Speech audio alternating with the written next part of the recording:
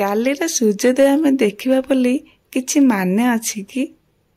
ନାଇଁ ନା, ନା କିଛି ମାନୁ ନାହିଁ।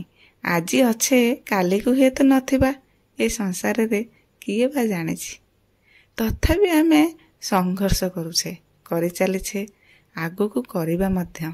କାହିଁକି ନା ଆମର ଆଶା, ସ୍ୱପ୍ନ, ସଫଳତା ପାଇବାର ଇଚ୍ଛା, ଲକ୍ଷ୍ୟ ଏସବୁକୁ ନେଇ ଆମର ସଂଘର୍ଷ।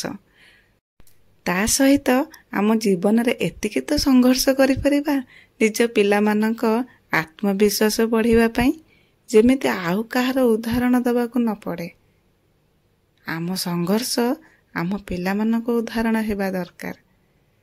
ଯଦି ଆମେ ସଫଳତାରେ ଥରେ ନିରାଶ ହୋଇଯାଇଛେ, ତା ମାନେ ନୁହେଁ କି ଆମେ ସଂଘର୍ଷ କରିବା ଛାଡ଼ିଦେବା।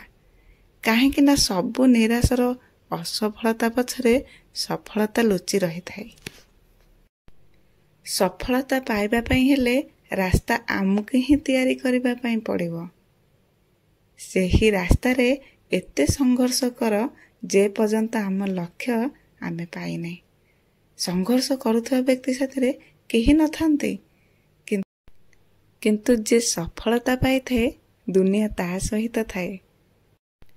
ସଂଘର୍ଷ ମଣିଷକୁ ମଜବୁତ କରାଇଥାଏ, ସେ ଯେତେ ଦୁର୍ବଳ ହେଉନା କାହିଁକି।